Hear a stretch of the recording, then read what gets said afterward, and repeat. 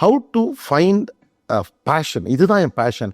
ஏன்னா இன்றைக்கி நிறைய ஆப்பர்ச்சுனிட்டி இருக்கிறப்ப நமக்கு குழப்பம் வருது. கரெக்ட். ஓ இதுதான் என் பேஷன் போல் இருக்குது, இதுதான் என் பேஷன் போல் இருக்குன்னு ஒரு 18 இயர் 19 இயர் யங் கேர்ள் ரொம்ப கன்ஃபியூஸ் ஆகுறாங்க. ஸோ இதுதான் பேஷன்னு நான் எப்படி ஐடென்டிஃபை பண்ணுறேன்? Sir super question sir.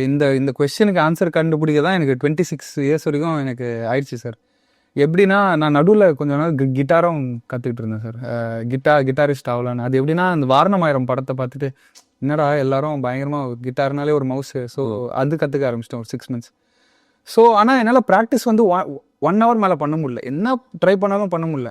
So நான் ஒரு நாள் உட்காந்து யோசிக்கிறேன், என்ன கிட்டார் பண்ணாலும் என்னால் ஃபுல்லாக எக்ஸல் பண்ண முடியல, ஆர்கிடெக்சர்லையும் எக்ஸல் பண்ண முடியல, ஃபிலிம் மேக்கிங்கும் எக்ஸல் பண்ண முடியல, ஏன் இதெல்லாம் பண்ண முடியல அப்படின்னு நினச்சா எங்கேயோ அந்த வெளியே இருக்க கிரேஸே என்ன வந்து எஃபெக்ட் பண்ணியிருக்கு சார்.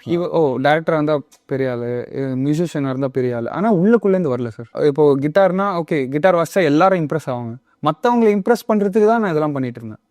எனக்கு பிடிச்சி நான் பண்ணல. ஸோ அப்போ தான் எனக்கு தோணுச்சு, எனக்கு என்ன பிடிக்குமோ அது மட்டும் நான் பண்ணுறேன். அப்படி தான் நான் கிரிக்கெட் எடுத்தேன் சார். ஸோ அந்த ரியல் எது பேஷன், எது வந்து இன்ட்ரெஸ்ட்னா உங்களுக்கு பிடிக்கணும் உள்ள. இந்த உலகத்தில் யாருமே இல்லைனாலும், உலகத்தில் நீங்கள் தனியாக ஒரு ஐலாண்டில் இருந்தீங்கனாலும் நான் கிரிக்கெட் விளாடுவேன் சார். நான் போலிங் போட்டு இருப்பேன்.